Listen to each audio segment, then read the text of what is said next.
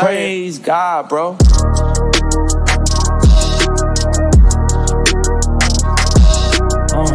Yeah. Yeah. Bro, first it be Christian, now you got Sean, bro. Nah, what's up, y'all? What's up, y'all? We're back with another episode of the Core 5 podcast, and we got everybody back on today. How y'all doing? Thank God. Doing good, man. We're doing Good. good, man. I missed y'all, bro. It's been too long, man. It's been a long time. I noticed, bro. I'm not saying it's a coincidence, but you know, as soon as the Lakers start losing some game, they slide back into fifth place. They start wearing Curry jerseys and That's the craziest thing right now. Overall, is my man got LeBron in the background. He got a whole Golden State. Crazy. Yo, Josh, real quick, show us. Go ahead, show it off, yo. Bro. Stunt. Go ahead, show it off. We're proud. That's like a blood wearing or a Crip wearing red. Like, what are we doing? Let me explain, bro. I wanted to wear some basketball gear. I can't find my LeBron jersey. Wear white tee. So shouldn't have worn anything. Gotta put 30 on, bro. You could have wore a tank like a mod, bro. You could have wore a tank like a mod, bro. Hey, I'm wearing a tank too. Yeah, you could have wore a tank like Sean and Ahmad, bro. You ain't bro, that. I apologize. This is Trav might not look at me the same, bro. I'm definitely not looking at you the same. It's a wrap, bro. Honestly, bro, you might as well just take that LeBron background off right now. Yeah. It's cut off, so you can't really, you know what I'm saying? It's cut off. But don't lean back too far. No, I'm not. I can. But welcome back, everybody. You know, we're gonna get right into this episode. So a lot's happened in the league. So we're gonna start off with Steph Curry and the Warriors.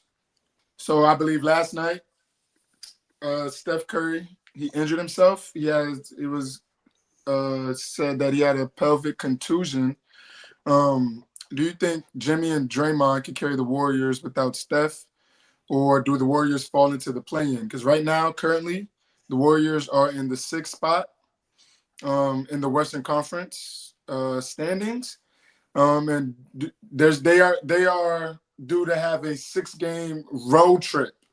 Okay, so they're gonna have 6 games where they're on the road. Do you guys think that the Warriors can stay in that 6th spot, maybe slide into that 5th spot without Steph Curry? Ahmad, it's your team. Let's start with you, bro. Yeah, I think definitely they'll be able to maintain. We've seen, first of all, the Western Conference standings right now is sweaty, bro. Like it's only like 2 games out of the play-in, really, and it's really just because every team is really competing and really fighting for that playoff spot. Nobody wants to be caught in the play-in right now, seeming like. But I think the Warriors will be able to maintain where they are right now, if not, move forward. I think we can honestly catch the Grizzlies because we've seen this week the Warriors play without Steph Curry, and they've actually stepped up to the plate. We have our pieces back like Jonathan Kuminga. We have Moody. Pod is still out, but we have Draymond Green and we have Jimmy Butler. And the thing with Jimmy Butler, I'm not sure if you caught it in the interview the last week. He says he don't mind. He said the interview asked him like, "Oh, you're not scoring a lot of points." He says, "I'll score when I need to score." That just tells me that Jimmy, he's not even really trying to get. He just said he's trying to get everyone else open. He's trying to get everyone else in the game. He's trying to make sure his team is involved. But when Jimmy Butler needs to score, we know he can score because he did it already. So, am I worried? Not really worried because I have confidence in my team. I have confidence in the Warriors that I have confidence in Jimmy Butler. Honestly, that him, Jonathan Kuminga, and Draymond Green can hold it down until Curry comes back. That's good. P, how you feel? I think if they're not careful, they could slip into that play-in spot. But all they really need to do is just Jimmy needs to turn back the clock a little bit to a couple years ago and channel his inner playoff Jimmy just until Curry gets back. And then he can kind of go back into the role that he was before Curry got hurt, where he's not really shooting that much. He's more just playing, going with the flow, playing with the team. So I think as long as they can hold out for how long is Curry out? I know he's missing the 6-game road trip, which is a minute. Well, he's gonna miss a 6th game. They said He's gonna miss Tuesday. part of it. Tuesday he might be back. So if they could just hold out long enough for him to get back, maybe lose 1 or 2 games and try to win out of the rest, I think he'll be all right. But they only play 1 game before Tuesday, and that will be against the Atlanta Hawks. But hopefully they can just. They said that, yeah, like Sean said, he won't travel to Atlanta for Saturday's game against the Hawks, but he's going to be reevaluated Monday. When you get reevaluated, they're going to see what it's looking like, you know what I mean? And then they're going to go from there. So it could be a thing where they're cautious and they don't want to rush him back. Mm-hmm. You feel me? Which I'm not hitting on you, Ahmad, but I'm hoping that happens because I feel like I'm about to see you next week in the finals of fantasy, bro. You feel me? So Curry taking the back seat, you know, that'll help out my chances of being a 3-time fantasy champion. But I digress. But yeah, P, he's gonna be re-evaluated on Monday. The fact that Curry was trying to get back in the game. I'm not sure if y'all saw the game, but he looked like it hurt, but he was able to walk off the court, kind of walk it off. You know, it seemed like it was one of those things that hurt in the moment. And they use the word contusion and it makes it sound worse than it is, in my opinion. But I think Curry said he wanted to come back to the game, but they was just like, nah, just chill out. So it seems like it wasn't as serious as people might have thought it was. Nah, it's not because reports also came out that there was no structural damage. So yeah. Go ahead, Sean. Well, this is what I want to see. Because we all know Jimmy Butler is going to do his thing. I'm concerned about the West. Draymond Green being a second lead option because he's been hot recently. Like Kuminga, Moses Moody. Like, this is what I need to see to see if the Warriors are contenders, to see if they could do it without Curry's gravity. Because I only have faith in Jimmy Butler and a little bit of Quinn Post. Let's look at these 6 games because I have them up right now. Tomorrow they play the Hawks. Give and go because Trae Young, he's streaky, but he gets everyone else involved. Tuesday is going to be a personal game for Jimmy Butler. It's against Miami. And then Friday will be against the Pelicans. Next Sunday will be the Spurs. And then the Grizzlies. And then the Lakers. And then Nuggets, Rockets, Suns, Spurs. So it's going to be very dicey because, like, whatchamacallit? If Corey sits out a couple more games, y'all should be fine to go. But if y'all need Corey that badly to have him play against the Heat or even like the Pelicans, that would be concerning. I need to see John Kuminga bring it. I need to see Moses Moody bring it. Pods, like Draymond even, because I know Jimmy Butler, like he's not really a 3-point shooter, and the Steve Kerr offense revolves around passing the ball, trying to find guys with the 3-point shots. If the Warriors are contenders, and I really want to say they do, but the rest of the guys, they need to prove it to me. Trav. Yeah, I'm not too worried about it, especially their next 4 games, which was what the Hawks, the Heat, the Pelicans, and Spurs. They seem like 4 easy wins too. I think that's 4-0, even without Curry. I think Jimmy Butler, like you guys were saying, I think Jimmy Butler knows when it's his time to step up, when he needs to step up. He hasn't shown me anything that seems that he's fallen off. So I think that, I mean, it's almost like I hate to bring up because it's a squad, LeBron Luka situation where it's like LeBron can go down, you still have like an all-star player in Luka carrying the team. I think it's kind of the same thing that Golden State's at now, where it's like Curry, yeah, you're gonna lose those threes, Curry and his points, but you have Jimmy Butler who is like, okay, now the floor is mine. I can go ahead and go crazy. I think Jimmy will step up and definitely get them these next 4 games. I don't see Golden State losing these next 4 games at least. And if they dribble off a little bit at the end because they have to play a little tougher teams, okay, you go 4-2. That still keeps you in that contention where you're not slipping too far down. You know what I mean? So I'm not too worried about the Curry injury unless they're downplaying it. You know what I mean? Like, obviously, if Curry is not available for the last end of the season into the playoffs, might be a different story. But if it's really just a 6-game road trip that he's missing, they'll be okay. I think, like I said, I think worst case scenario they go 4-2, and that's not bad for not having Steph Curry on the squad. Those are some good takes, guys. Those are some good takes. So, like y'all said, they play Atlanta, they play Miami, they play the Pelicans, San Antonio, Memphis, then LA. I feel like they can beat Atlanta. I feel like they could beat Miami. They could beat the Pelicans. They could beat San Antonio. They could definitely beat those 4 teams, like y'all said. Memphis and LA, though, I don't know. They're going to need him to come back, and I'm pretty sure he'll be back by then. Since there's no structural damage. Because I'm pretty sure that's like his pelvic bone. That's what it looked like he landed on. Yeah. Excuse me, his tailbone. Could be just like a bruise, you know what I mean? Like, A little hard fall, yeah. Yeah, like Ahmad said, it was just probably a thing that was in the moment since he wanted to come back. But that's some good stuff. That's some good stuff. All right, so we're going to move on to the next topic. All right, so we got some Milwaukee news. Coach Doc Rivers held a meeting with Dame and Giannis after their 104-93 loss to the Warriors on Tuesday. Are Giannis and Dame enough to win a championship? And do you see Giannis leaving for another team? I know we spoke about this briefly before, but I just wanted to come back and touch on it again, pause, because right now I don't see where the Bucks are trying to do. You feel me? It says here that the meeting was an open forum for both stars to provide input on ways to improve the team. It was a constructive session with each individual sharing their perspective.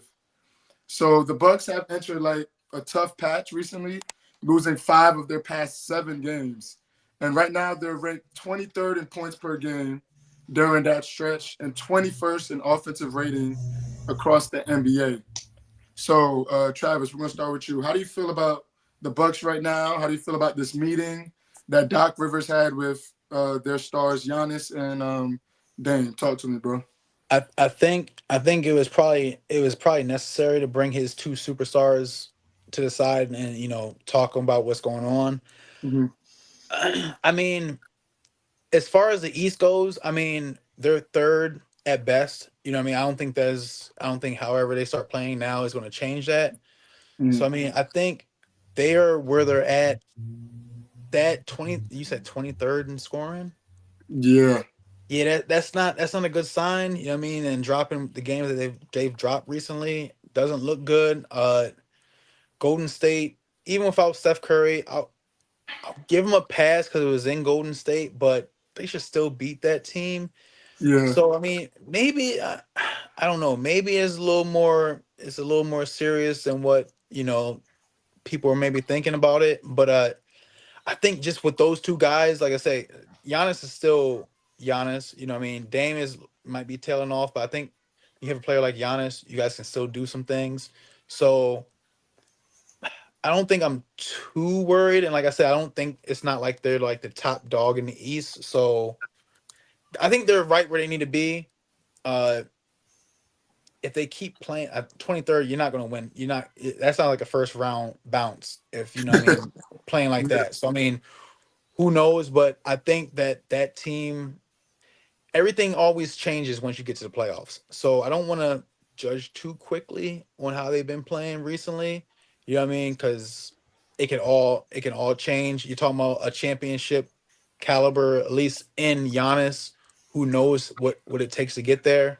So yeah, I'm kind of torn. I don't want to say it's panic mode for them. Yeah. But at the same time, it's like it could be something that's actually serious. And like I said, I think pulling those 2 guys to the side is probably what that team might need. So we'll see what comes out of this meeting. You know what I mean? Right. And I got a question for you. Do you think Giannis and Dame are enough to win a championship? Do you think that the Bucks might need to go in a different direction as far as moving forward with Giannis?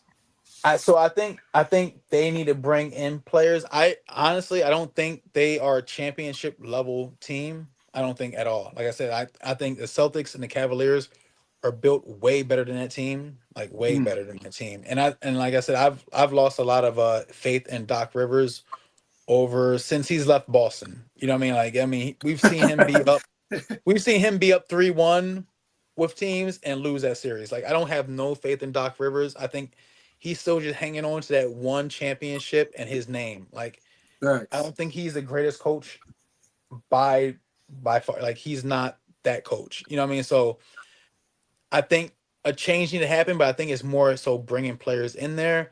I don't know if Giannis leaves because Giannis, you always hear the talk on these podcasts like Giannis needs his brother with him on the team. You know, he needs the Nassus or he something psychological happens and he just can't play well. And the Nassus isn't playing on any other team. I don't think any other team is going to make that, you know, that move to like, all right, we'll bring you and your brother here. So like I think he stays there, but I think they definitely need to bring some pieces in there. Him and Dame can't get it done. Like I think even if they were healthy, 100% healthy, him and Dame are never getting past the Celtics or the Cavaliers in a 7-game series. That's good. Sean.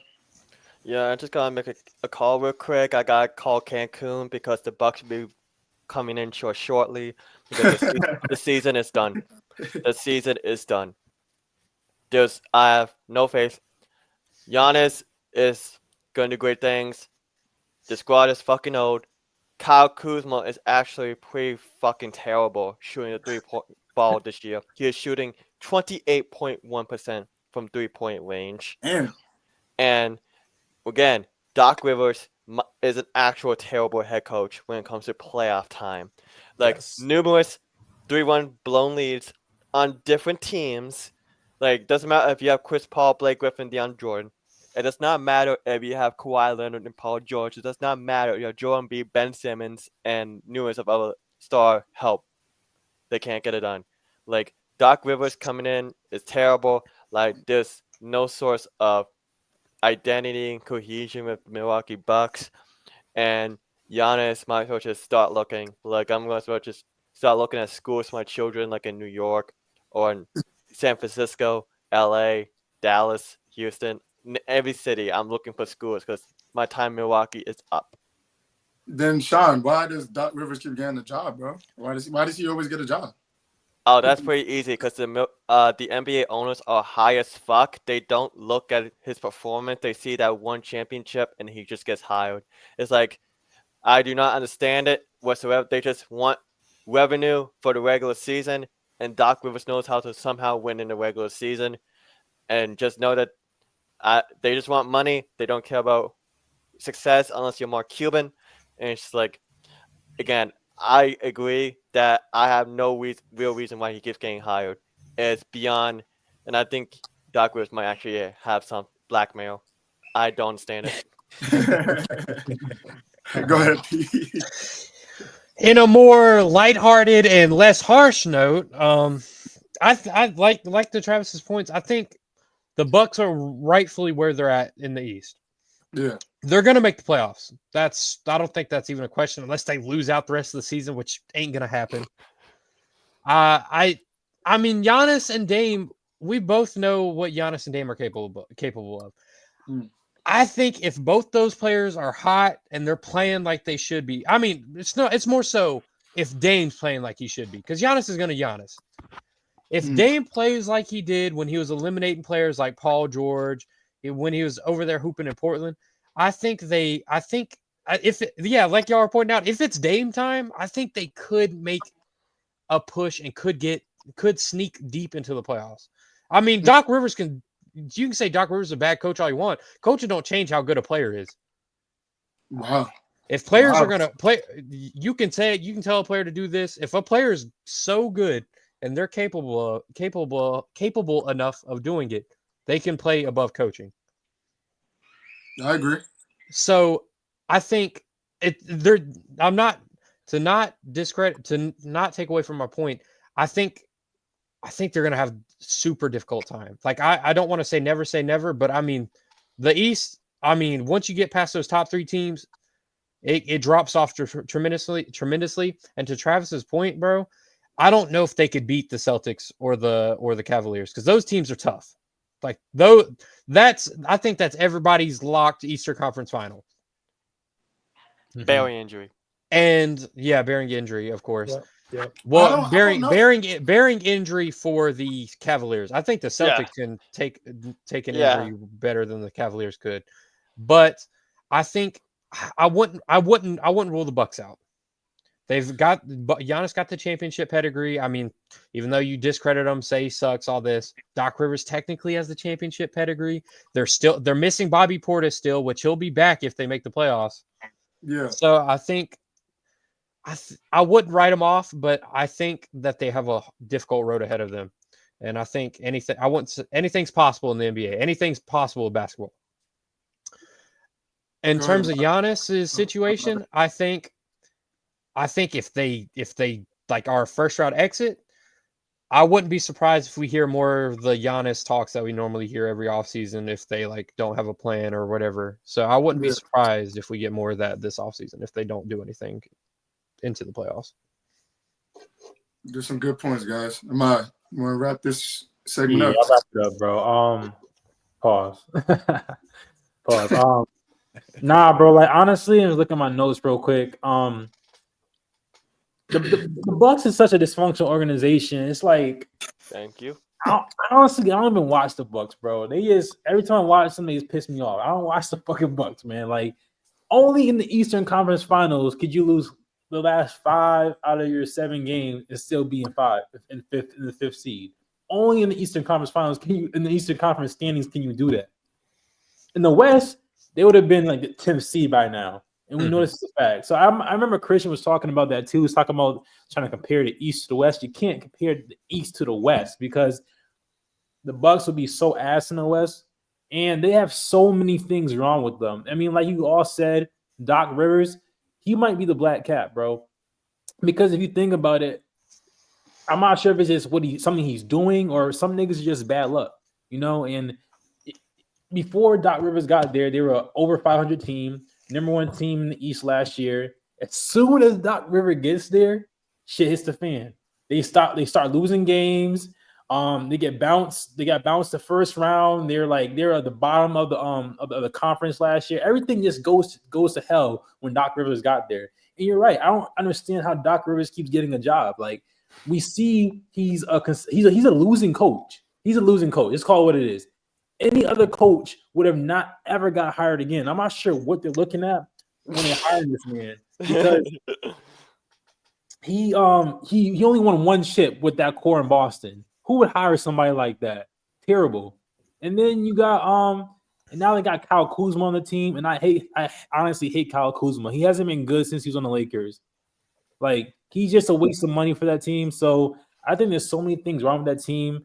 I think they're dysfunctional. You got Bobby Portis popping pills and shit. Like it's just so bad, so bad. And I think honestly, I don't know what to tell them. I think they just need to like blow the team up. I think they need to ship Dame or Giannis, Both. probably Dame. They should just rebuild and bring back a different coach. Hey, I'm gonna tell you something, Ahmad, real quick. Yeah. I'm gonna tell all y'all this. Really, I don't know if y'all know this, but the real mastermind behind that 08 finals, Tom Thibodeau. with Tom Thibodeau, bro. He was the one that really made those niggas win. That's real shit. You can look it up. Everyone knew that. It wasn't Doc. It was his coaching staff. Yeah. It's crazy. Yeah, I believe it. I don't know how he keeps getting hired. I mean, he got Darvin Ham on his coaching staff now, so are we really surprised? No, facts. Bro, hands in my pockets. The picture.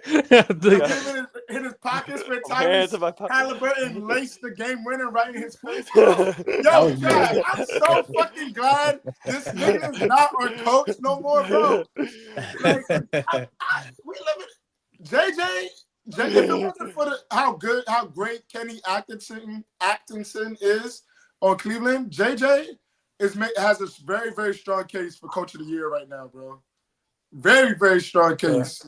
For sure. No. Yes. No. Because he's not number 1. I So, said yeah, because of what them niggas doing in Cleveland. how is JJ not a strong contender? I mean, you could Because- argue the guy in OKC too. I mean, Yes, like, I I could was gonna argue say. him. I could was argue gonna say. Detroit. I think JJ. if y'all's record was better, y'all'd have an easier case. But I mean, Yeah. there's like you could Yeah, argue yeah. the Celtics too. Comp I is too mean- strong right now. Right, but Yeah. but the Coach of the Year award Yeah, for any sport isn't always based on who's the Yeah. best team. exactly. It's based on how well they could transform the team. And Yeah. look at look at the team that JJ Redick's dealt with. He dealt with LeBron and AD. Now he's done a whole structure change around the Lakers with the acquisition of Luka Doncic, and he's doing very well with Luka and LeBron on the court. Right, Like, right. It's not a mistake. It's more than very well, Sean. It's flying colors, and people not to cut you off, Sean. My fault, bro. But people forget that AD and when AD and Bron was there, and Coach JJ was on the team, whatever, was coaching the team. We were doing great with AD and Bron before Luka even got there. Exactly. We were still floating around 5th seed. You feel me? Honestly, Still y'all just had a D'Angelo figure- Russell for way too long. Yeah. He's low-key doing his thing in Brooklyn. Well, everybody does their thing in Brooklyn. That's Yes, Brooklyn. Brooklyn Nets. And that brings me one of my We biggest points that I could argue. Kyle Kuzma is not a winning player. Kyle Kuzma? Yeah, not a winning Yeah, player. for sure. Yeah, definitely agree with you. He's I not. don't know. No, I can't agree with that. Sure, I he can't won. agree with that. And I'm gonna tell y'all why. I don't agree with that. He wants to be a model, bro. He wants to be a This is like the fashionista. You said what, man? So he wants to be a fashionista. He don't want to hoop for real. Yeah, he wants to be a model like his No girl. passion. Yeah. Shout out to No, Winnie. y'all are wrong, bro. Because Pete, like LaMelo is a perfect example of this, bro. Perfect example. Y'all hear me out. LaMelo got drafted into a situation where he was playing losing basketball, right? That's all he knows his whole career Don't give is me that. losing basketball. So I'm gonna use the parallel for Kuzma. When Kuzma won that championship, right, and got traded to the or signed, I don't remember if it was signed or traded, but got sent to the Washington Wizards, a losing franchise. That losing mentality, it gets stuck in your head, bro. Pause. So you gotta. It's hard to shake that off. You feel me? Now he's on a winning organization, a winning team, and his numbers have been a little better. I know Sean stated that he's shooting bad from 3, but at least he's in a winning team and his mentality's starting to change. That's never gonna happen to LaMelo. You feel me? Because Charlotte sucks. They're terrible. That's why it sucks when you can't pick where you're drafted.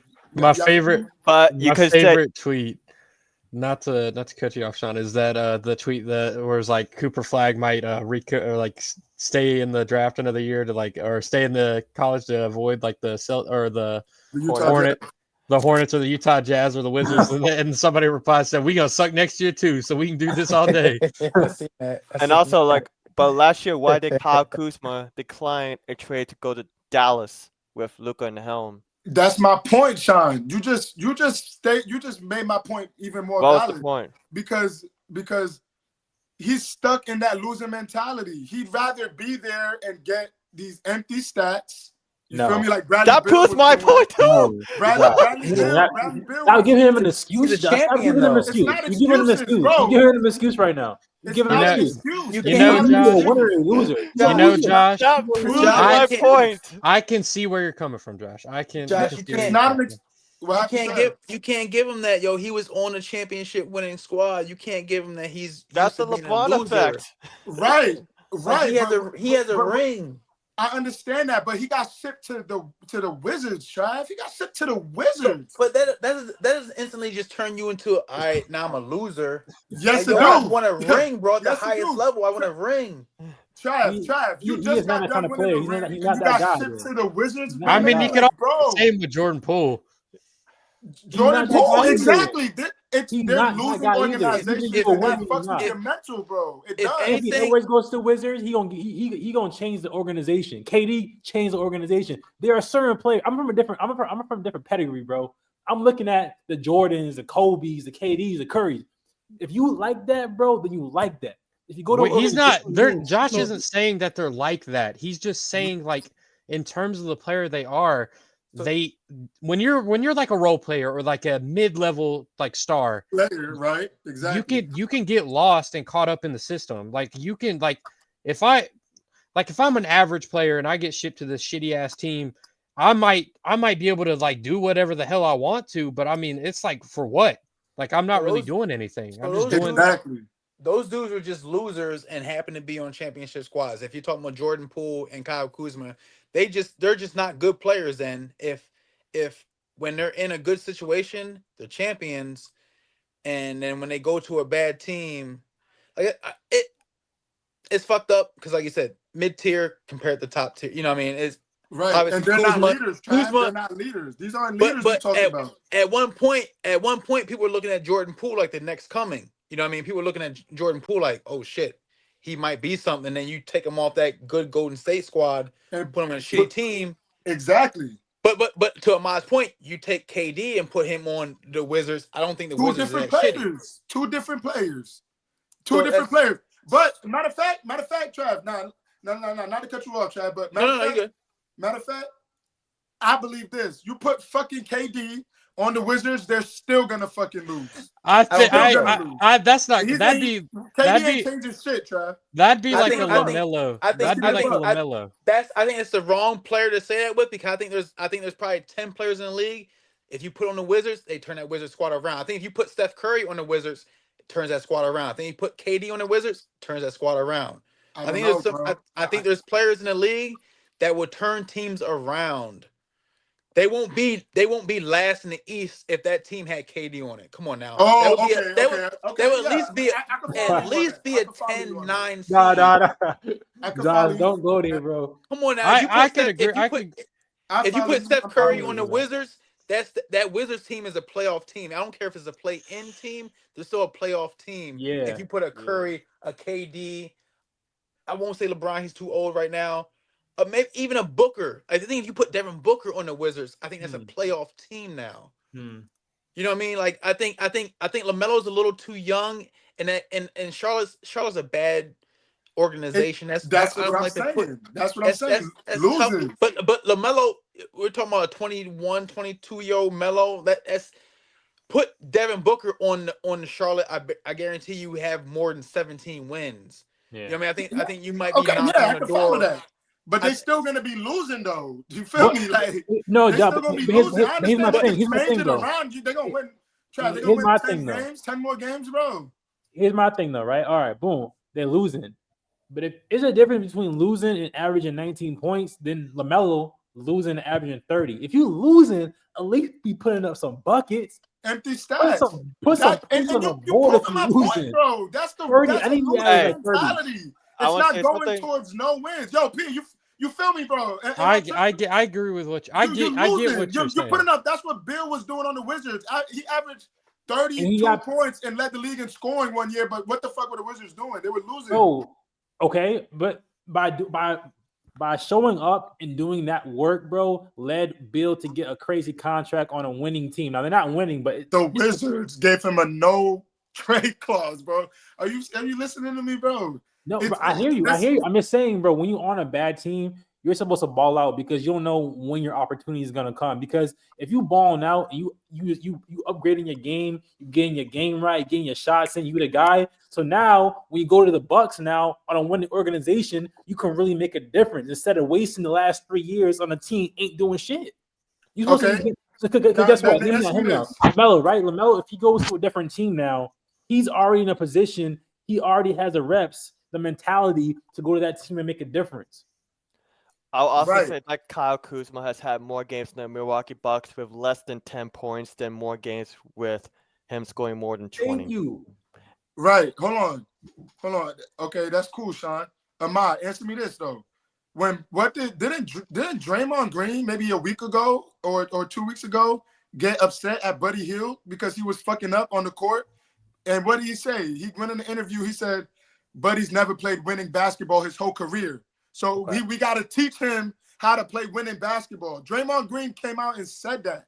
Buddy Hield has played no meaningful basketball his whole career. He's been playing losing basketball his whole career. So his mentality's fucked up. He don't know where to be at on the court. Exactly. Yeah. Now you stuck. Kuzma has Let me ask. They So gotta what? teach him that winning mentality.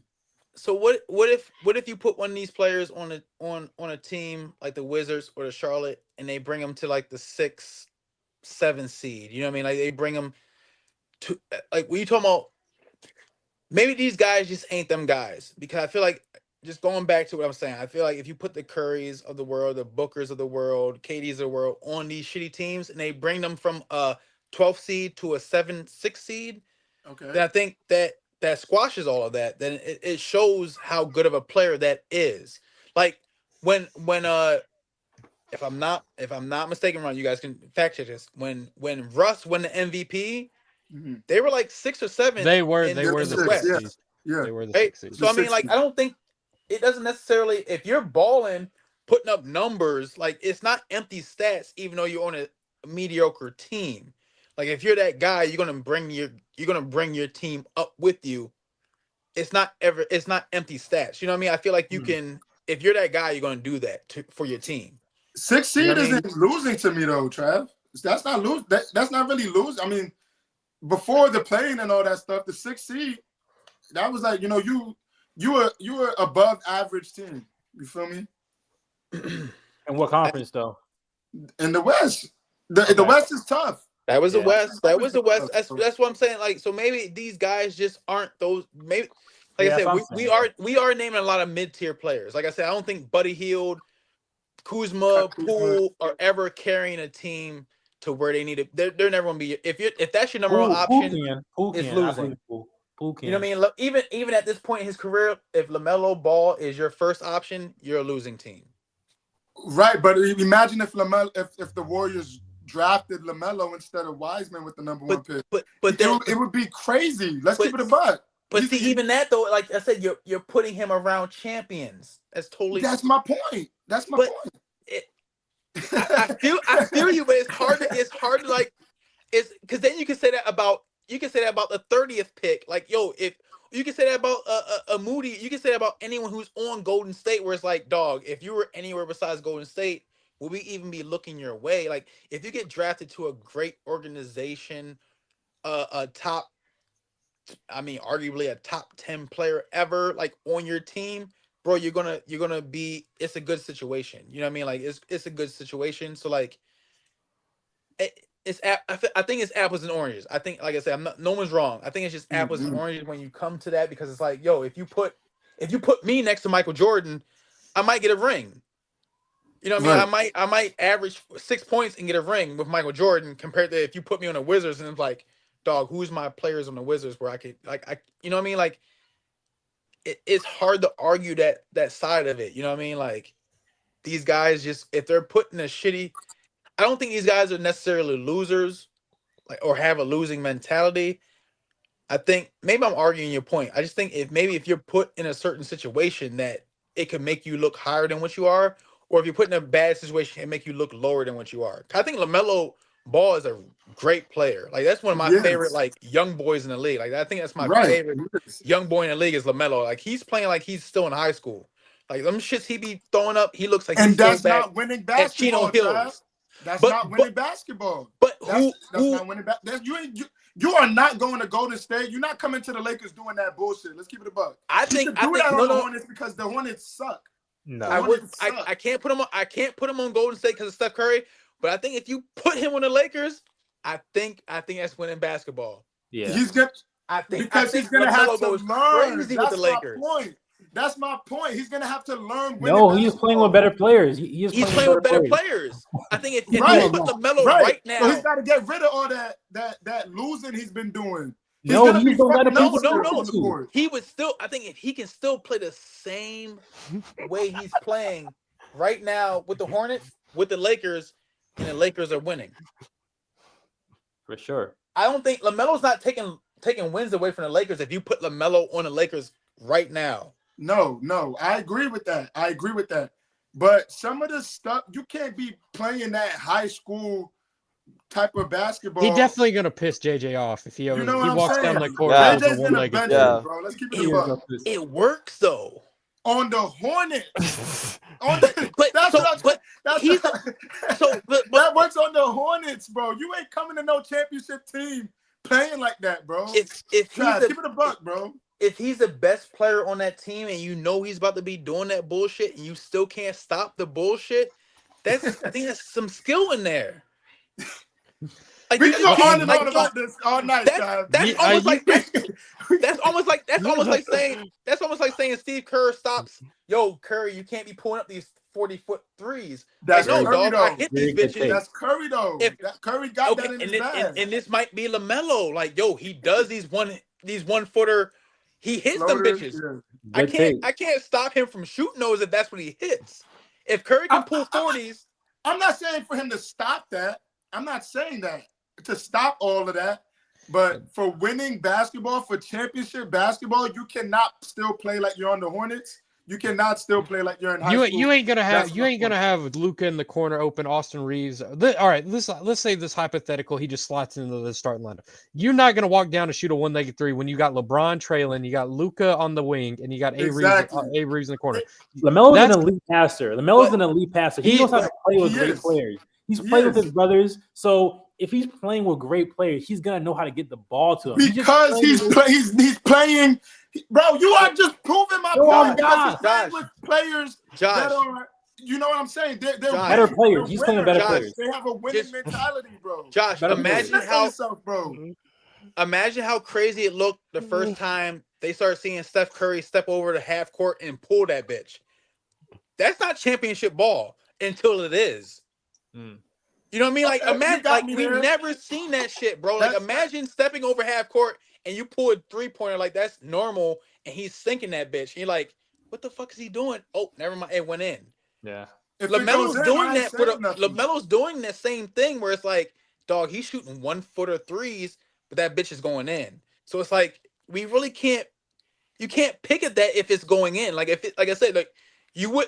I guarantee in 2011, 12, when Curry came in the league like that, or whatever it was, 9, 10, when he's pulling those deep threes, might have been him and Jimmer Fredette. Like no one's doing that shit. People probably looking at that like, bro, that's not championship ball until it's championship ball. Until you get the right players around him. The right players You know what I mean? around Like him. that's what I'm like. That's my only argument with that is like LaMelo, I think, can play how he plays on a championship team until it's championship ball. Like when he's hitting them bitches when it's clutch time. Like I don't think it's empty stats that he's doing it now. I think it's just showing you the future. It was like, okay, we've seen what Steph Curry can do. We might have a hybrid. This dude's shooting off 1 foot. He's shooting fadeaways. He's doing coming down. This is what the hybrid. Right. Like, you know what I mean? This is what the game is. And I'm not saying LaMelo's a great player. I'm just saying, and I agree with you. I see where you're coming from. You feel me? But you know, I don't know, bro. To tie everything together. I think Yeah, my bad. and Josh are saying that. So not saying Kuzma was that good on the Warriors when they went on that championship run. He was playing. The Lakers. He was playing his role. He was doing his thing. He was contributing where he needed to contribute. Great role player. He's went to a situation where he just could do whatever the hell he wants. Put up those empty stats. He has to go back into that mindset from when he was a champion. So Josh is just cutting him some slack. So like saying that if he can get acclimated, he can be a better player. Force. He can be a pivotal force to that Bucks team. Right. Yeah, you could definitely say that. You could definitely say that. But I wasn't trying to. No, bro. I love it, bro. I love it, bro. This is good. You know what I mean? This is good stuff.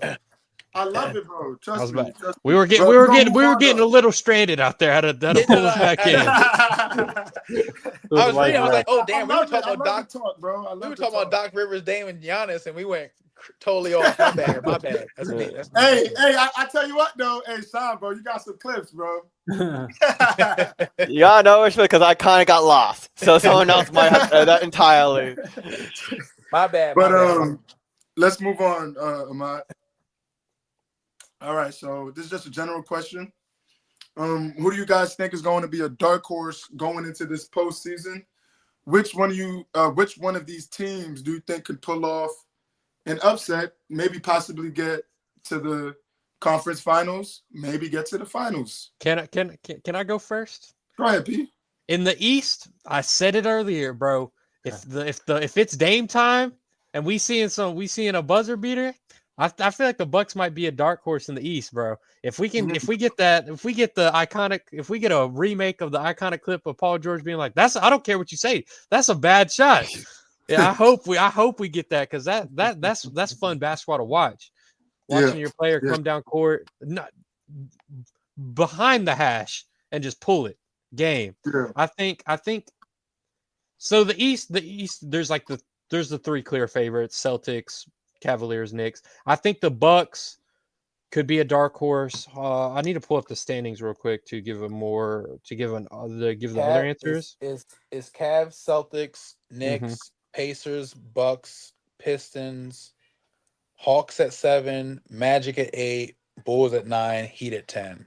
I think the Bucks and the Pistons could be dark horse teams. I think the Pistons could surprise a lot of people, and I think that if the Bucks are clicking, they could surprise a lot of people. I'm not too confident on the Pacers. I have not really been wowed by them this season, especially with some of the play. And then in the West, I wouldn't be surprised. I feel like the Timberwolves can play above where they're seated at. They're on a good win streak right now with Julius Randle, and I think that team can play above. I don't know. If the season ended today, the play-in and the seeding stayed the way it was, they'd play the Thunder. That'd be tough, but that would be an upset. I think in the West, I think the Timberwolves could play above where they're seated. But that's just my teams. Go ahead, Ahmad. I think my dark horse right now would be I said it before, the Detroit Pistons. The Detroit Pistons is my dark horse. I mean, if we're talking dark horse here, I'm gonna go with the Pistons, just because I think they could really. If you're talking about upset too, I can see, because the way they play is real gritty and physical, and I can see in a 7-game series, them beating a team that they're not supposed to be. I can see that upset, coming into play. And they're having a crazy in. Yeah, Malik Beasley playing really good, Cade Cunningham doing his thing, and they beat the Cavs the other night. They beat the Cavs the other night. It was a great game. So I definitely see the Detroit Pistons as a dark horse in this whole thing. Go ahead, Trav. I was gonna go with the Pistons as my dark horse in the East and the dark horse in the whole playoff. But I'm gonna pivot since it was already picked. I'm gonna go with a team. I know I'm gonna catch shit for it, but as long as KD's playing, I think those Suns. If my man goes crazy. Maybe it's just clip worthy. I don't know. I think the Suns. So listen to me. If the Suns were to play in the playoffs right now, in the play-in, they play the Kings. I think the Suns can beat the Kings. And if the Suns beat the Kings, they have to play OKC. Now, I know OKC is number 1 seed, tough team and everything. But if that team comes out to play with Devin Booker and KD, I think anything's possible in a 7-game series. I know it sounds crazy. Don't worry. You can kill me if you want to. Ahmad picked my Pistons, so I had a backup team. I think the Suns, if they went crazy, if KD and Devin Booker played, I think they can knock off OKC. I'm still not sold with OKC yet because they're still young. Oh, like I said, I think I said this a couple podcasts ago. OKC's want to prove it to me. They might have to damn near win everything for me to actually have faith in them. Just because of what I've seen the past couple of years with them, like they have to really get to the finals for me to all right, OKC is that team. So I'll be the odd man out. I'll sound like the crazy man. I'm going Pistons first, Western Conference. Suns. I think Suns, if you get KD and Devin Booker playing to their potential, that team's hard to beat. Trav, the only thing I would say to that is I feel like the Suns right now, it seems like they're just trying to, not play. They trying to blow the rest of the season. It seems like they trying to because like if you look at KD, I have him on my fantasy team and it's atrocious what he's doing out there. Like he's not trying to score. Like we know he has 8 points and it's the second half. Empty It's stats. like Empty stats. empty If they- stats, bro. if He they- does not. He don't want to be there no more. if they get into the playoffs, I think pride, ego, all that, KD is not going to get to the playoffs and be like, I don't want to be here no more, so I'm not going to play no more. That's a fact. That's a fact. I think if they get to them playoffs, they have a point to prove. Mm. KD is KD. Devin Booker's still a young boy. Mm. If they're playing good, I think they can upset some teams. That's all I'm saying. Just those two, Olympic champion. They're not even gonna make it there though. What'd you say? I don't think they're gonna even make it there with the way they're playing right now. I think they make it. I think even if they accidentally make it, I think they make it. Okay, They accidentally make it. I think that's the thing. If they accidentally make it, I think they could just, like I said, if it ended today, they would play Sacramento for the play-in. I think Sacramento is kind of. I'm not worried about them. No, they won't. They will be playing probably the Clippers, I believe. No. Oh. I'm looking at they I'm do looking play at it the right Kings, now. yeah. If it ended tonight, the play-in game would be the 9 and 10 right now is the Kings versus Suns. And it's yeah, that's true. Okay. And then the winner of that would have to go see OKC. Mm. So like I said, it's a long shot, but it might be.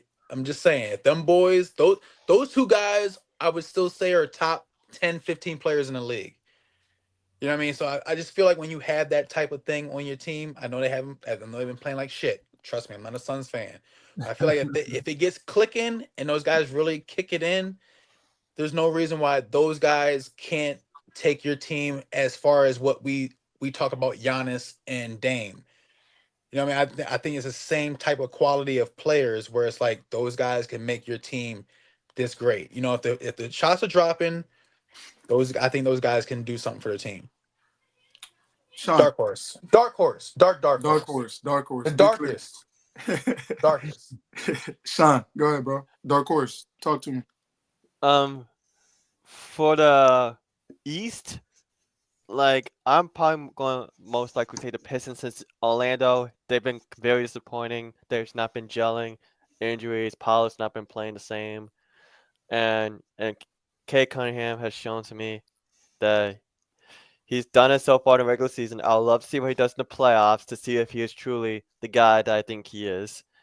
And on the West, this is my true answer. My number one team, Memphis. Are they a dark horse though? I feel like You're not mentioning them among the top teams like the Oklahomas and the That's Nuggets, the Lakers, even the Warriors, even the game discussed more than the Memphis Grizzlies. Yeah. They got the playoff experience. Jaren Jackson has been balling.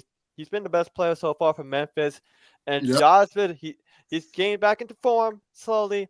They have the depth. They had the head coaching experience in the playoffs. And I think that if they want to be taken more seriously, they have massive potential to beat a good portion of these teams, like the Houston Rockets, or like even like whatchamacallit, might even like some other teams. Like I think the Memphis Grizzlies are hungry. They're a young team. They're like Oklahoma, get that shine that they never had. And Jaren, Bane, and plus some quality depth players off the bench, they have what it takes to be an upset. They could probably beat Houston, give 7 to even OKC, the Lakers, the Warriors. I believe a lot in Memphis. It just depends on how well they play. Nice. I'm gonna give y'all mine real quick, and it's only gonna come from the West. Honestly, I remember. I think we briefly spoke about it earlier in the season, and I told y'all about the Houston Rockets and how Ime has transformed that team completely. Mm-hmm. But I'm gonna take a different route. Y'all hear me out when I say this. Hear me out. Trav's gonna hate me, bro. No, go ahead. I said the Is it the- Suns. He's gonna I say said the Golden Suns. State. Like, No, No. I have another answer. I think Josh No. is seeing through my brain of what I think he's about to say. The LA Clippers. Thank you. That's what I thought. They're not. The It's not LA crazy. Clippers. It's not they're dark crazy. horse, bro. Ahmad got up. What? It's not crazy. I honestly, The It's LA not Josh, crazy at all. honestly, Josh, I was considering them too, just because I was- Kawhi has been doing pretty good. I mean, Harden was James holding Harden, it down. James Harden, Zubac's pick Yeah. and roll is crazy. Exactly. It's giving me Harden Clint Capella vibes. It's Exactly. giving me Josh. Harden Clint Capella Zubac. vibes. Go ahead and come back to me. Go ahead and get your shit off though, but come back to me. Okay. Yeah, so Derrick Jones, he was Yup. just in the finals last year. Great two-way player. Excellent. James Harden just made the All-Star. He's getting on the other side of his career. Just made an All-Star appearance. He's been playing very, very well, looking like Houston, James Harden a little bit. They got great role players, Batum. They picked up Bogdanovich. Why the fuck? You know, Batum in? They picked up. I know we make fun of him a lot, but Ben Simmons to me, he's very misunderstood. Like, you know what I mean? But from the games that he has played this year, he does look pretty well. A good stat line for Ben Simmons, let's keep it a buck, is like 10 points, 8 rebounds, 7 assists. That's a good night for Ben Simmons, and he could do that. I've seen him do it this year. Norman Powell been playing like a fucking all-star. I know he's been injured, you know what I mean? But Norman Powell has been great. They picked up Patty Mills, the Australian. He's been pretty good. And Kawhi, Kawhi's getting back into – he's never going to be 100% healthy, but an 85%, 80% Kawhi is good enough for me, bros. So the Clippers, bro, I could see them going deep into the playoffs. And Zubac has been playing like a top 5 big. Yes. Put this, Sean. Yes. Zubac has been playing like a top 5 big this season, bro. He's been playing phenomenal. So I could see the Clippers making some noise in the playoffs. They are my dark horse, other than the Houston Rockets. But the Clippers are gonna clip. So we gonna see, bro. I will say I agree with everything you said, except Ben Simmons. He's averaging 4 points on 46% shooting. Get Ben Simmons the fuck I out of understand here. that, but Ben Simmons, like How I does he said, keep getting he a could give you job, one bro? game How does where he he have a goes how is 10. he still in the NBA? Bro, Oh Ben my Simmons, god! if Ben Simmons could give you a 10-point game, 7 rebounds, 7 He's assists, averaging we He's forget oh this my man's god! got 10 multiple points, 5 All-Stars under his buckets. belt. Ben Simmons got Josh isn't multiple saying All-Stars that under his he's belt, gonna bro. average that. If you're in the playoffs and he gives you a 10-7-7 game, you ain't complaining.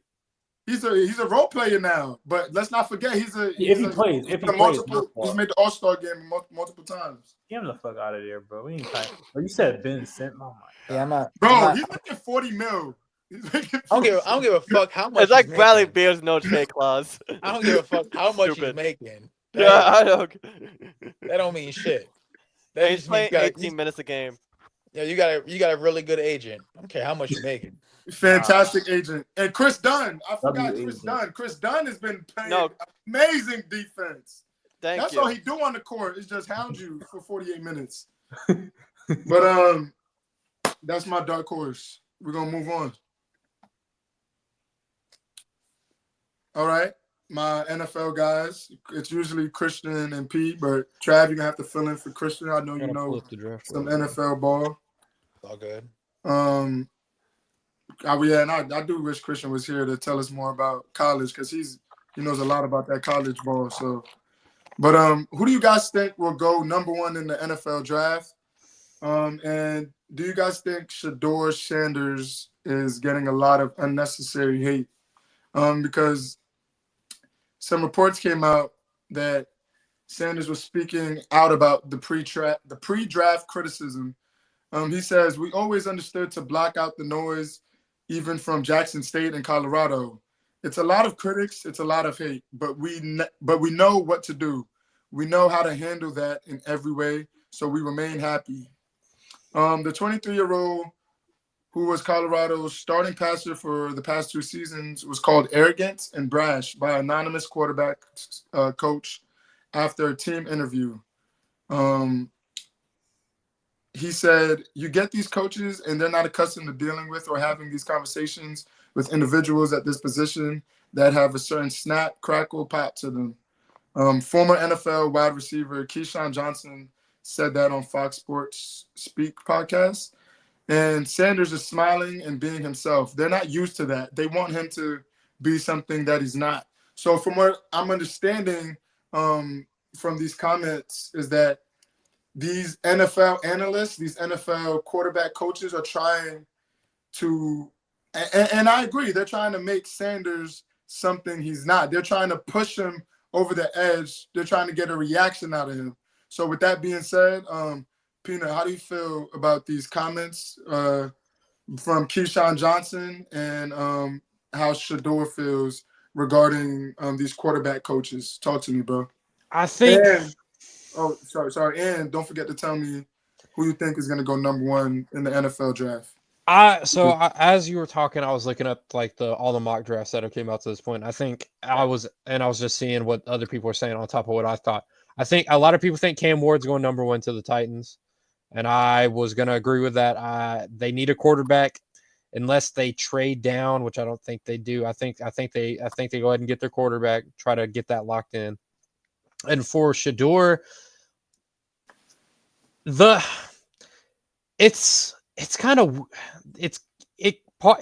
it onto himself to a degree with the way Colorado was.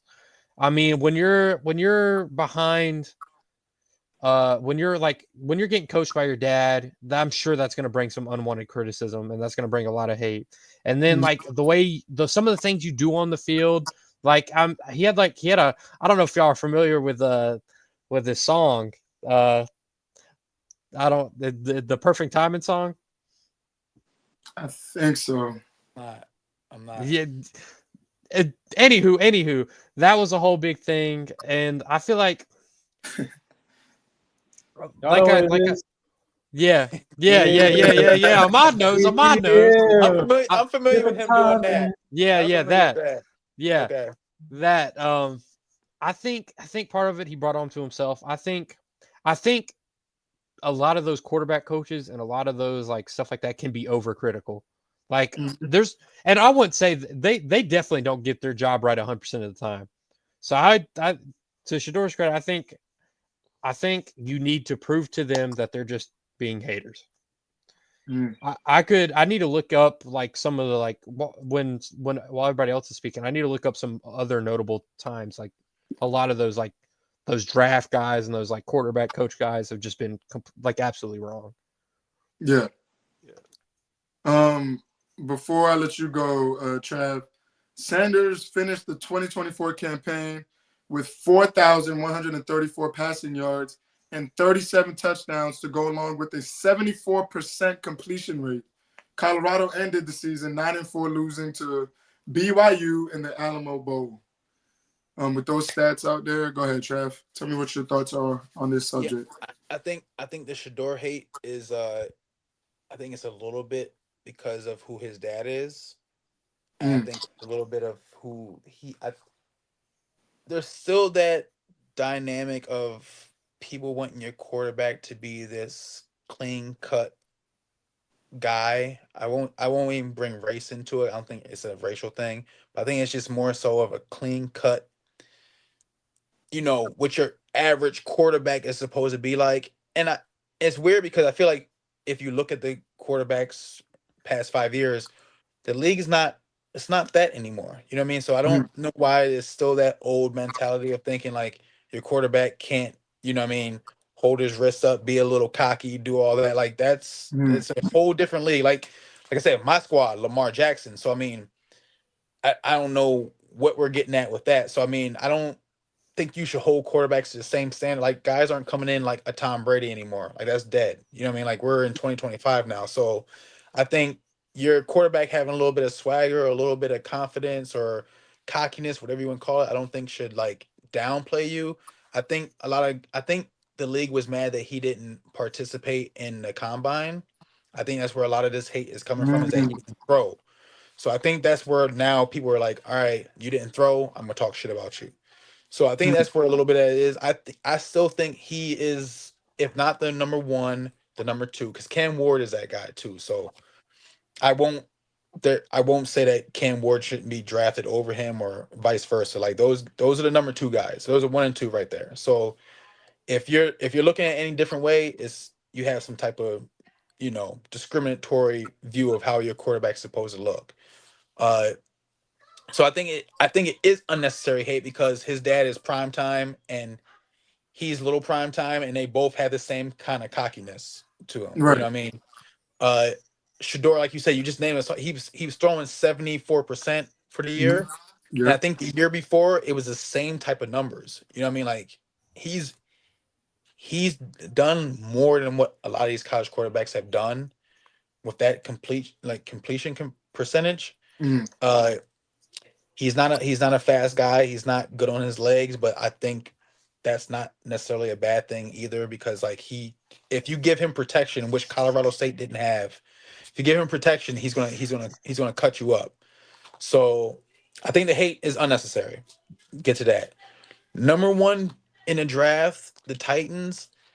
I think the Titans either draft Travis Hunter or they're gonna trade back. I don't necessarily think they want to draft a quarterback. I don't know. I feel like there might be torn between still having Will Levis. You know what I mean? Not giving up on Will Levis.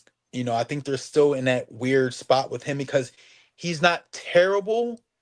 He's not good, but it's like, do you bring in? They've had Will Levis for 2 years now. Do you bring in a whole new quarterback after just a 2-year experience?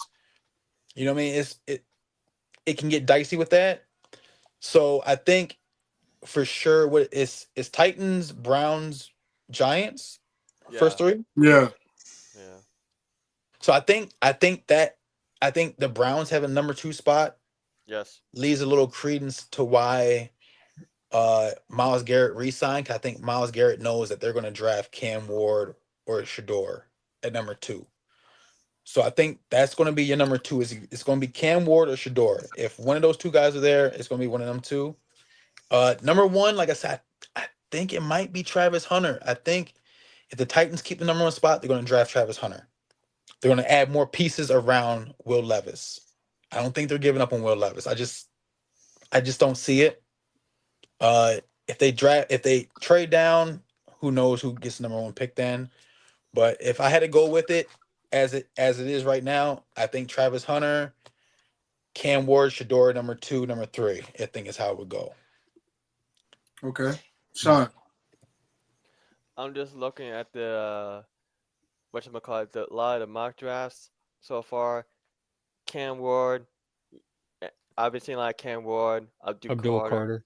yeah, Ahmad, Membu, Travis Hunter, Shador, Will Campbell, Ashton Jeanty, and what the Titans need.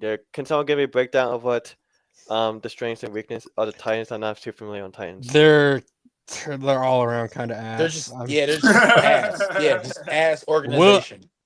Will Levis had countless memes this year of him just doing some dumb shit. Like it was all over Instagram and all that stuff. They don't really got a number one wide receiver. They don't really got that guy on defense like that. So they're all around buns. What should we call it?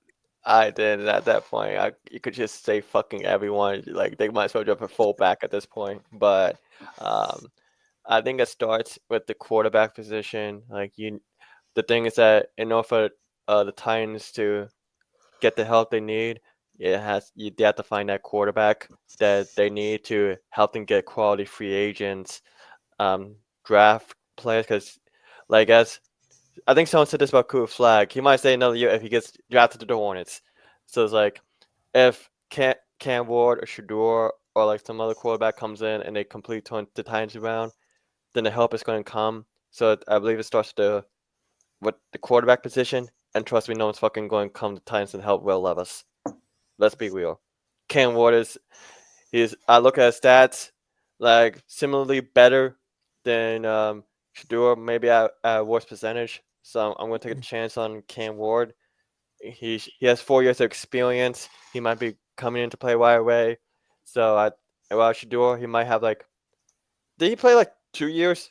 No, What if he's got 4 because he played 2 with Jackson State. Mhm. Yeah. Okay. Yep. So that's another 4-year guy ready to come play right away.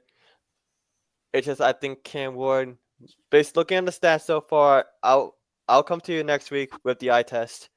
But based on the stats I'm reading so far, Cam Ward, I'm going to choose him. Okay. I need to look at film though. Not gonna lie.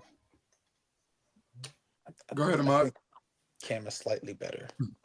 Um, I do too. I think he is too. Go ahead, Ahmad. it seems like hate to me. It seems like a lot of hate. Yep. It seems like niggas hating. That's what I'm getting at. I'm looking, and they're calling him arrogant. They call him arrogant. You know who else is arrogant? Tom Brady's fucking arrogant, bro. He's arrogant as shit. But this made me think, Ahmad, he hasn't really proven anything. Like Tom Brady can be arrogant because it's fucking Tom Brady. Bro, Shador, he hasn't really done much. Bro, listen. You're saying that because they are starting to show more. These people have always, you don't just become arrogant. Aaron Rodgers always been arrogant. Like these people, you got to have a certain arrogantness about you if you want to be the great. You know what I'm saying? That's what makes great, and greats will tell you that. They say you have to have that ego about you. And I think they hating on him because he made over $4 million in college. They better get used to this. He ain't gonna be the first one. He made over $4 million in college. That's Deion Sanders' son, bro. People Yeah, don't that's like Deion. Deion, bro. Saying, People don't like Deion, bro. Exactly. Yeah. It's hate. It's hate, bro. It's hate. We're gonna call it what it is. They hating on him because he made his bread. He stayed out of trouble, bro. He's been in college for 4 years. You ain't never heard about him getting into no bullshit, no car crashes, no, bro, nothing. He's been a good dude, teammate, turns teams around, done stuff for the colleges, HBCUs. All you've heard is good stuff. So for them to come and call him arrogant and brash sounds like hate to me, bro. It sounds like hate to me. And what other championship quarterbacks are even in the draft right now? Like they talking about like there's a bunch of championship pedigree quarterbacks. Maybe you can argue Cam Ward is better than Shador. All right, whatever. It don't really matter. It's not that big of a difference, you know. So I feel like it's hate, bro. I see him going 3 because I think he's gonna go to the Giants. I think the Browns, like Trav said. At number 2, they're gonna pick up Cam. Number 1, I think the Titans will pick up Travis Hunter. And then I think number 3, they're gonna go to the Giants. But they gotta stop hating, bro. It's a bad look, and it's obvious, bro. It's so obvious. It's obvious because why would he go to the combine? The combine, if you go to the combine, it's really meant for them just to criticize you. That's all it's meant for. It's meant for you to get criticized. It is. That's if you do ass. If you do good at the combine, everybody's gonna praise you. Yeah. But think the greats recently don't do the combine, bro. Yeah. Like that's not. It's not like this is out of a. It's not like it's out of the ordinary thing for these guys to sit out the combine. Like the great when you know you're a top 3 pick, those guys you don't see those guys at the combine, bro. Like more risk. It's totally different from the 90s or the early 2000s. Like how it is now, you never see these guys at the combine, bro. Like you never see a number 1 pick at the combine, bro.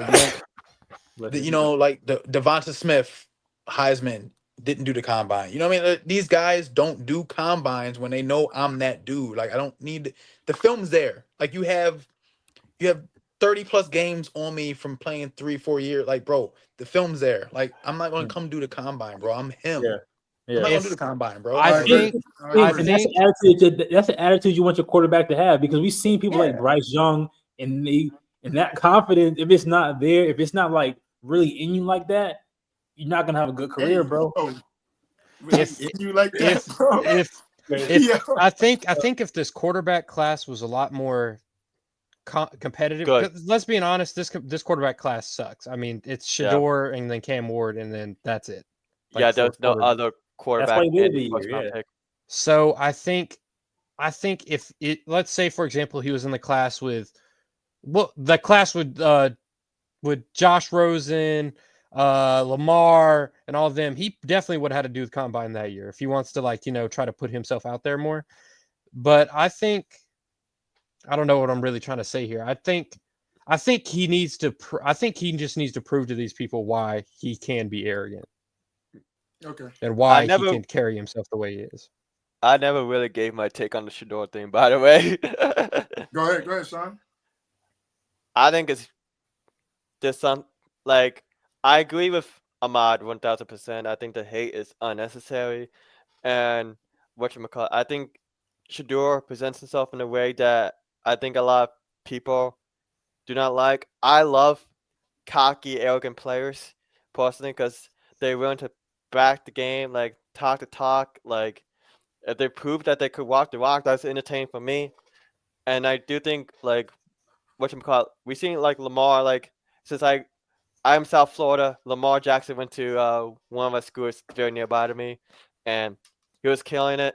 And I do think that there's something that Shador does and how he presents himself that like a lot of these owners just don't like. I think it's deeply rooted in something else. I'm not going to go into specifics, He's dead. but not Dion. I think it's something else, but like whatchamacallit, Dion definitely plays a part, and I love Dion.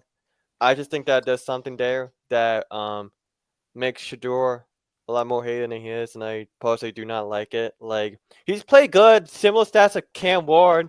Like he's definitely a solid beast to build a player. He could even go #1 if the Titans care about revenue sales. Let's think about that. Like, It's a good point, bro.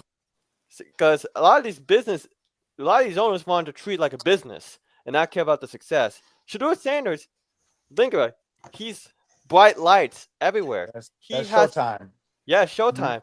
Like business might just want to go for like whatchamacallit. They want to go for the money instead of maybe the best quarterback available. And that definitely could be the case for Shador going #1. It's not definite on Cam Ward. So I just want to keep that in mind that Shador going #1 is going to piss people off. I'm going to love it. But don't be surprised because Shador is Hollywood and if he's going to bring that attitude to teams like the Titans or the Giants, they're going to need it because he could have potential to be a culture changer, and that's what I love. Yeah, but the thing is, if Shador, let's say Shador goes #1. If Shador sucks, I'm not saying he's gonna, everybody. It's gonna prove everybody's point. Exactly. He has to move very carefully, and I think, like I said, he's just gotta go out there and be. I think he needs to just separate himself from his dad. At the end of the day, it's like the same thing with Bronny. You're always going to get compared to your dad, especially when your dad's one of the greatest cornerbacks of all time, Super Bowl champion, multi-time Super Bowl champion. You need to go out there and kind of like just make your own legacy. Like, are you going to like be in the shadow of your father your whole career? I think Shador needs to handle himself. I think like I said earlier, you can be cocky. You just need to be able to back it up. Pause. Yeah, and that might bring another point I haven't really thought about. The thing I mentioned it, but like that could be another reason why the immense media attention. Look at Barney James. Like Barney does not talk the talk. Like he just wants to prove himself, and then you get Shador who talks talk. So that definitely could be a major factor why he gets a lot of hate that he is. Just think about that. I would only thing I would try to separate those two comparisons is that Shador was like him at his position in college, and Bronny was averaging 5 points at USC. You know what I mean? Like it's I won't even say a little difference. It's a big difference. Like you have someone who was a Heisman Trophy type candidate compared to someone who was like barely doing his thing in college ball. You know what I mean? Like it only went 1 year. I mean, you know, I definitely get the comparison, but I think it's apples and oranges with those two because like Shador is one of those guys. Like even, you know, his whole 4 years was like even at Jackson State, coming to Colorado, like Shador was doing his thing, you know, compared to Bronny. Like maybe a better player, I should have said, was Marvin Harrison Jr. Marvin Harrison. Yep. That'd be a good one. All right. Good conversations, y'all. Let's move on to our little ranking. I know we have fun with these. We're gonna run it back. I got some big men. I got some big men for you. Y'all see it right there. For the viewers, Look, we are ranking these big men, not saying this is Not all time.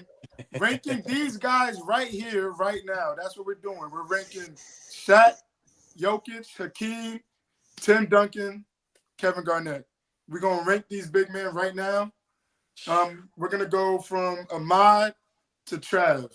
This is And a then hard list, by the way. This is like tough. like no matter what, you're Tough. putting somebody in the wrong spot. You're putting somebody in the wrong spot. Yeah, this is.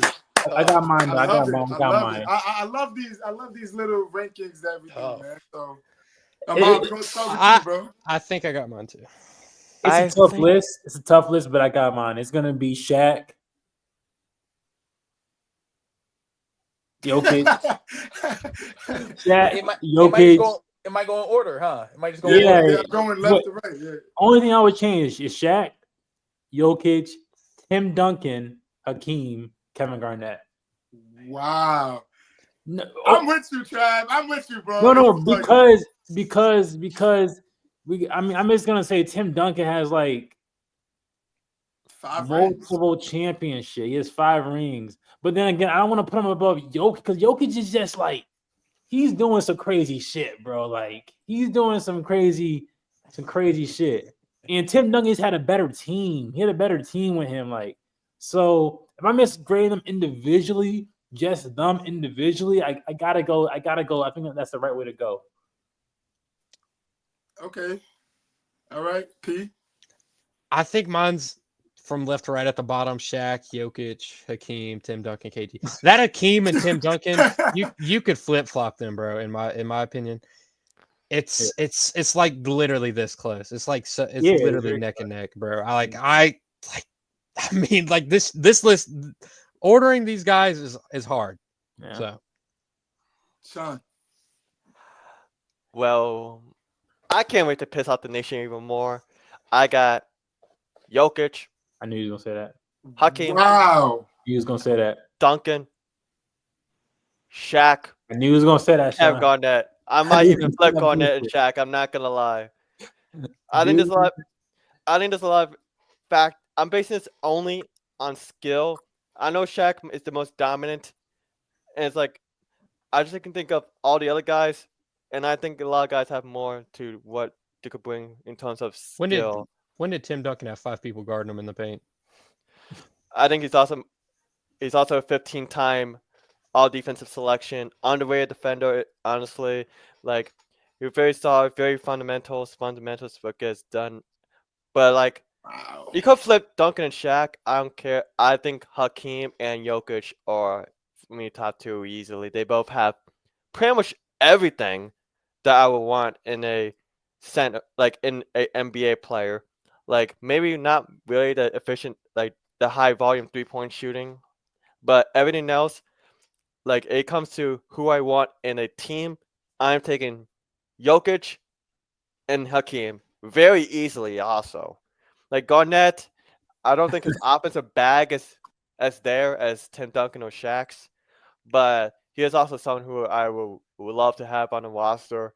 Tim Duncan, very fundamental, very not that much of a bag, and then Shaq, like it's mostly the work ethic, and he could be dominant. But I think if he was more like prime, like in his Orlando Magic years for a lot longer, Shaq could have had more defensive player of the years because he has the ability to guard like everyone. Like he just gained more weight, got more dominant. But I think everyone knows what type of players I like. Really, a lot of versatile. So I don't think anyone who knows me should be surprised. Trav, our very own, knowledgeable old head. Talk to us, bro. I know you flabbergasted right now, bro. So I love it. Number one is always with this list.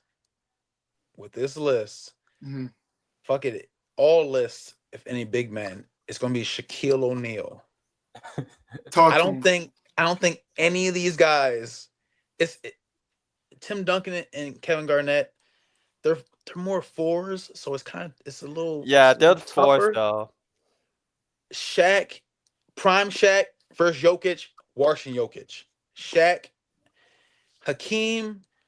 I think Hakeem, if you actually look at the stats, I think Hakeem has a better record and better stats against Shaq You know, because used they to cook actually that.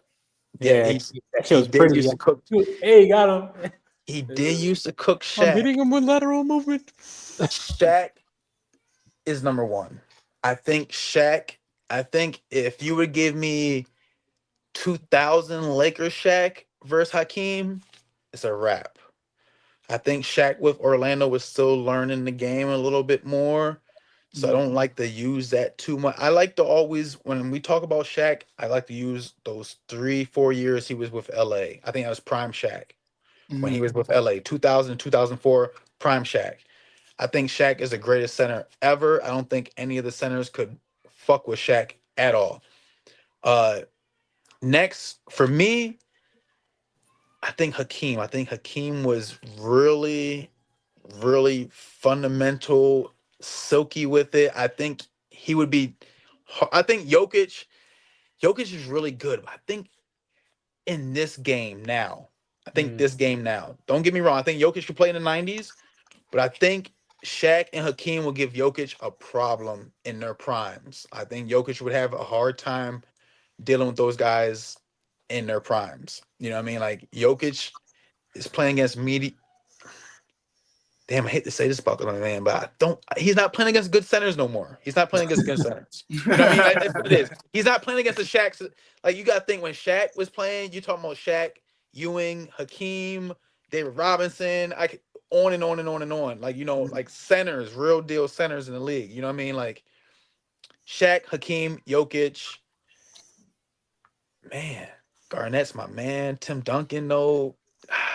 It was very hard for me to even It's put Garnett at tough. 5. It's tough. I'm gonna go with Tim Duncan at the 4, Garnett at the 5. I might flip flop depending on how I feel when I wake Jokic up. over Tim, Trav? Yeah. Jokic over Tim. Yeah, I'm putting Jokic over Tim, and I might be leaning more because centers and power forwards might Yeah. be where I'm at with that. But I'm gonna pick Jokic over Tim Duncan. I think they kind of almost have a similar type game where it's really boring. Obviously, Jokic can hit the 3. Tim can't do the 3 at all. We're not even going to compare that at all. But style wise, as far as just being like going to beat you with a boring Soft type, like touch. just like the shit that just is just like basketball. You know what I mean? Like just basketball. You know what I mean? Like Yeah. the only way I can really say it is I'm just playing basketball, bro. Like I think Jokic is better than Tim Duncan. Tim Duncan at the 4, Garnett at the 5. Garnett was a bucket, though. I might have forgot to say him last week. I don't know if you guys seen that video of Garnett when they were doing like the Olympics, like 1-on-1. Garnett was cooking everybody. Like Garnett is really one of those players, bro. Like Garnett, I love Garnett, but in this with these 5 players, Garnett's 5. I think Garnett would probably tell you he might be 5 with these 5 players too. So Shaq, Hakeem, Jokic, Tim Duncan, Kevin Garnett. Shaq's the most dominant player ever. I don't think it's a question. And I don't think in his prime, 2000, 2001 Shaq is washing all these guys. No problem. Correct me if I'm wrong though. Didn't Shaq say that when talking about Jokic, you think Jokic would give him like a run for his money? I feel like he said that. So, I feel like he said that. The reason I value Jokic a lot, you may have the skills and the footwork. He has the touch. He has the touch to make any shot. That's gonna put him a lot of my players. Like if you're able to make a basket with like no matter how low the shot is or high arcing, his touch is impeccable. The best I've ever seen. So it shows Shaq. So Shaq and Jokic would just put 30 on each other. Could very well be. You know what I mean? I don't think Jokic is not guarding Shaq in the paint in 2000 at all. That's not happening. Now at the same thing, Shaq isn't going out to the fucking 3-point line and guarding Jokic at all. There's definitely the mismatch. You know what I mean? Jokic is going to get his points on Shaq as well. But I just think it's one of those things where neither one of them can stop each other. You know what I mean? I don't think either one can stop each other. And if it comes to the paint, Shaq has the big like advantage on Jokic. That's my thing. I think Jokic would have to be mid-range outside game Jokic. He can't do that inside the paint shit on Shaq. Not at all on Shaq. I don't think that's ever happening on Shaq. I think he could get it off, but I think like you mentioned, his mid range and 3-pointer would be where he would have to get him. But you can't say never with Jokic. Yeah. Bro, you feed it to Jokic But Hakeem down. was doing that shit though. Hakeem was doing that shit.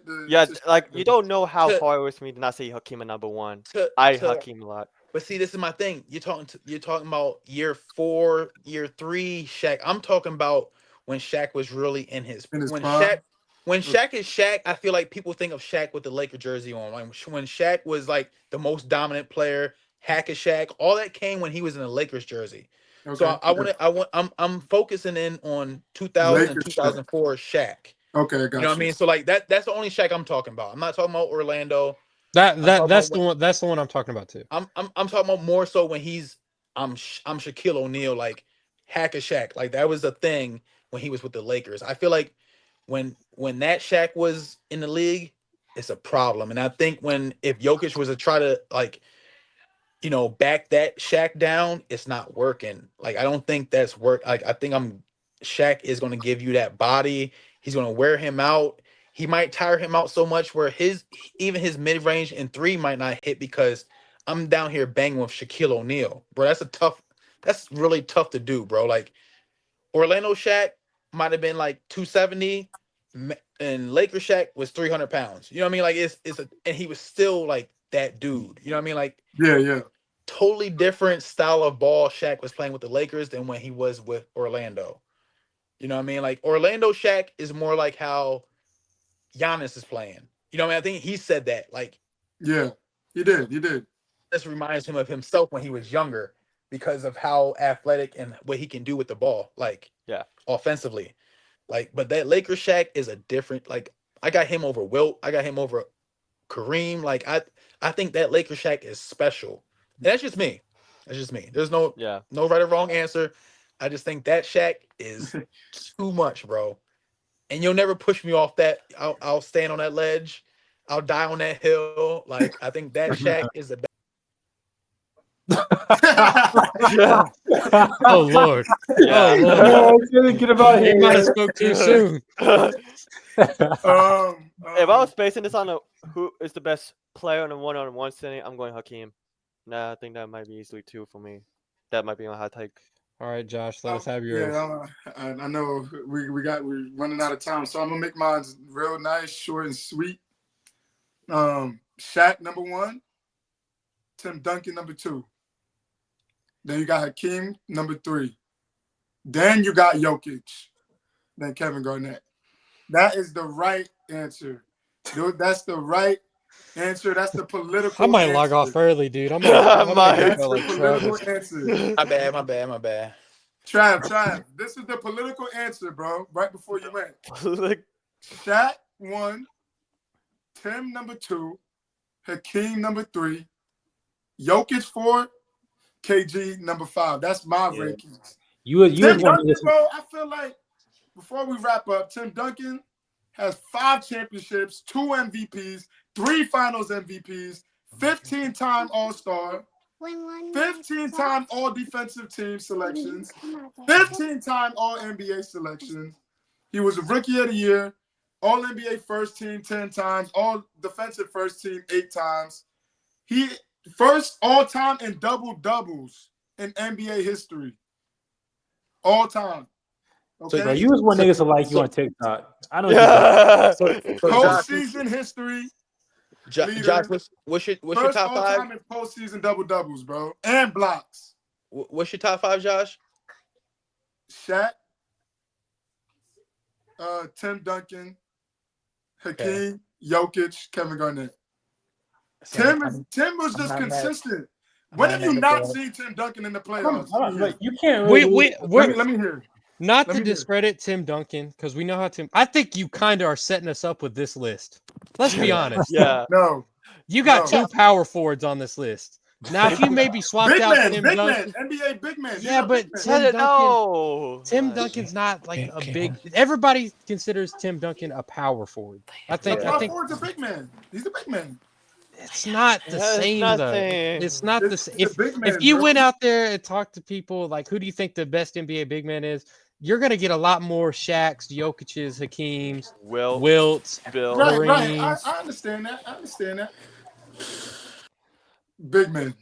I think you're setting this up. I think if you swapped him out with like a David Robinson, a I almost Kareem, put David in there, but Tim a Duncan is one of the Wilt. best big men in the NBA history, bro.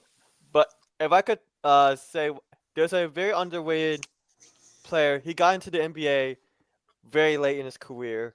He was still dominant, but man, if Andreas Sabonis came into the NBA in his prime, this would have been an entirely different conversation. Let's just think about that. Like, Yeah. Andreas Sabonis might be one of the biggest what ifs in NBA history. Yeah, because they've been drafted. I mean, yeah, they've been drafted him, but he stayed overseas.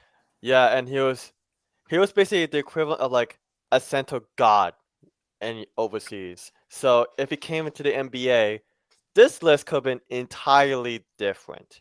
He was a dog in Portland. Yeah. Shoulda, coulda, woulda. Shoulda, coulda, woulda. Yeah, But see, and overseas is a different. I mean, Tony Kukoc was a man overseas. You come to the NBA. There are a lot of like people Yeah. who won the MVP and overseas, like in their league, and they ain't do shit in the NBA. I mean, Ricky Rubio was a man overseas. He came over to the NBA, and it's like Jose Calderon.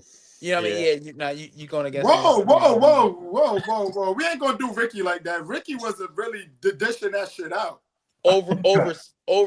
Yeah, he came over here and it was mediocre. Yeah, I think Josh. We love Ricky Rubio, but we not jacking Ricky Rubio. Like that's like saying like Jeremy Lin was that man. Like for like 10 games, and then you know what I mean. Like the league figures you out, and it's like, all right, buddy, we got like, come on, you going against guys here. You know what I mean? Like the NBA. Like we're not overseas anymore. It's totally different. I'm pretty sure Sabonis, he was in like 33 years of age, and he was averaging 16 with a Portland squad. So like I think he would have done his thing in the NBA. Maybe not as much, but like he could probably give you a prime 2010. And he was giving the Lakers a little bit of hard time in those early 2000s. I mean, we got past them, but he was definitely giving the Lakers some problems. You know, I'm sure he had the skill. So this all could have been changed if he was in NBA in his prime. All right.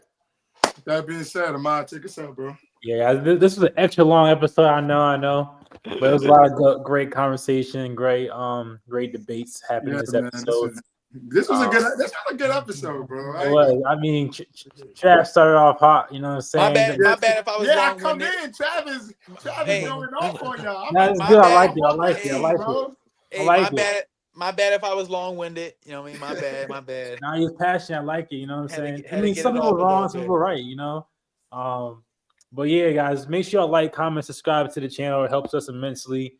We'll be back to y'all next week. Hopefully, we have the whole squad here with Christian too. Sean won't be here on Monday, but we'll see him later on that week. All right, guys, salute us out, Josh.